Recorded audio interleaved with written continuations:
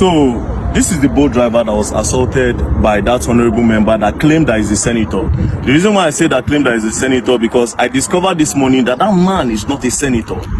So this is the guy that I assaulted. Now, we have seen the video, we saw all what transpired, we saw the horrible things he said to you, we heard him call you monkey, rats, all the derogatory things he said to you. Now the question is, what happened after that video? Please. Okay, so after the video, he called some police officers. I don't know the division they were assigned to. Okay. And then they bundled me to the station. I wanted to drive the car. They said, no, I should not drive. Okay. So two sat beside me and I was in their middle. Okay. And then they drove me down to the station. Okay. When they drove me down to the station, they said I should go inside. I had calls. They didn't allow me to take my calls. Okay. So they were not asking what happened. They didn't ask me. They were asking people that were not there, the police officers. And then the police officer quickly said, I went to Honorable's house and I was fighting the Honorable. I kept mute. Did you show them the video? I have not shown anybody the video as at that time. Okay. They've not even the security person that came to bear witness as at that time have not seen the video. Okay. As at that time. Okay. So they now referred us to crime, that we should go to crime. So we went to crime. The man was not asking what happened. As I was explaining, initially I didn't explain. The man now said he cannot actually hear from one side. The other person has to come to actually give his own side of the story. And then the police officer said, when they said I fought him, they now said no, they should go and bring the man. Immediately his security man now called him, and they passed the phone to the IPO that was in charge of the case. And then the IPO was now talking to him on the phone and stepped out of the office where we were. And after some time he came back and said he wants to go and do investigation at the Honorable's house. Okay, the IPO left you at the station. At the station. Wants to go. Which station was this? Maitama police station. So it happened within Maitama. It happened within Maitama. Okay, so the IPO left you at the station and went to the Honorable's house. Okay. And then after they kept me there for over 2 hours. I was behind. I was at the counter. I was not detained though. They kept you behind the counter. They kept me behind the counter. And then after 2 hours plus, he came back. And then he was now like, why did I record the video?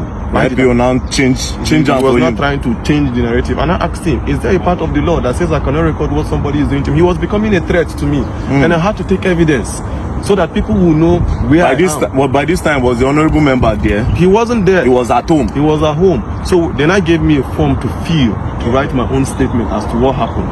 As I was writing, the honorable I came. And then when he came, he started talking and he was shouting. Even at the station? Even at the station. He was calling you names? Calling me names. Like, I still kept mute and I was looking at him. So my colleagues were talking to him. Me, I've already had my own fair share of trauma from him. I don't want to actually have any engagement or any encounter with him. I just went to one corner and I sat down. And I was listening to everything he was saying. All the names he was calling me. You common boat driver, you're a poor man, you have pride in your poor, you have this, you have that. I kept mute. I said, so the problem you have now is a poor man cannot speak, that I'm in Nigeria and I shouldn't be treated as a foreigner in this country, as I'm from Delta State and I cannot be treated, I cannot have you treat me like a foreigner in my own. Now, when did you leave the station? I left the station at about, I think some minutes to 3 or so. Where's your car? My car is still at the station. So the police collected your car? They collected my car. And you left the station this morning? Yeah, I left this. Was the honorable member detained? He wasn't detained. They let him go? They let him go. That's really, really sad. Now, I want to ask you a question. The woman that sent you that message, do you know her name? I didn't know her name per se. Do you know her business name? I don't know her business name. It was a request. But I think I checked from my boat app. I think the last request that came in when I tried calling from the app, it was, I think, Gloria. Yeah. Because she said something in that video. She said something like, and do you know who he is? She was also supporting him. That's why I'm asking you that if you know who she is. Now, what did you go and deliver to him? What even really happened? Just give me a brief summary of what happened before that video. Okay, before the video, I actually got a request on boat. Okay. Right? I was closing already because I needed to resume work this morning at 8:30. Okay. So I was closing at 9:10. I said, let me just quickly go home so that I can have enough rest. So I got this request to Maitama. I felt it was a normal request. And then she told me, no, that it's not a request, that I'm picking something up from a garden. Okay. Right, from a garden. Which garden? I don't know the name of the garden. She just described the garden that after Kado roundabout, Okay. you will see one orange color container, and then there's a garden beside it. Okay. So I just quickly went there, parked. The girl just came without wasting time, brought the package that it's a snail. I said, Snail? okay, snail, yeah. So she dropped it. It was the girl that brought it and dropped it on the seat. She understood that part. Okay. I was like, okay, there's no problem. I'm going. So on getting to the man's house, I called him. Okay, I'm at your gate.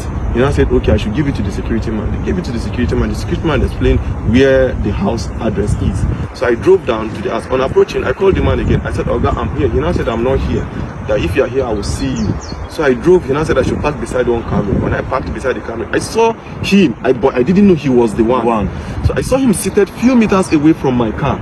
So I greeted, good evening, sir. He didn't respond.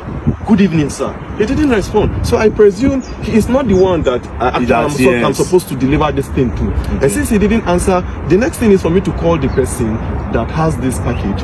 The next thing I dialed the person's number, and his phone rang. And then the next thing he was like, are you stupid? Are you mad? Are you a fool? Bring my stuff for me. So I was not happy at the way he talked to me because I was doing my professional job, right? I was not happy. So I was like, okay, this thing you're saying to me, it has not gotten to it. Normally, I'm not even supposed to bring this thing to you. You are supposed to come and pick it yourself. Yeah. That was the only thing that got him angry. You are asking me to come to your car to pick my stuff? Are you okay? Do you know who you're talking to? It's okay. I can see the anger on your face, don't worry. The truth is that Nigeria is for everybody. Nigeria is not for one person. If an honorable member will be treating people like this, then just imagine what the president is supposed to do. Now, I need to remind you, we are all clamoring for the youth to come to power. See this one and our youth. I always say something.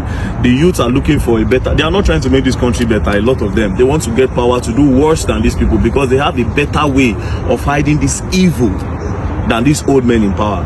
But nevertheless, the man does not have immunity. I just discovered that he's not a senator. So actually pursue this case. And I believe that the law will take its course.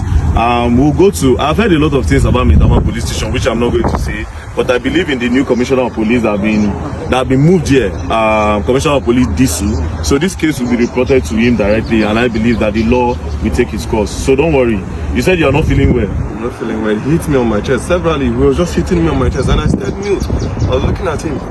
So when he was becoming much of a threat to me, initially I did not record because I didn't go there with intention of fighting. If I went there with another motive, I would start recording from the very beginning.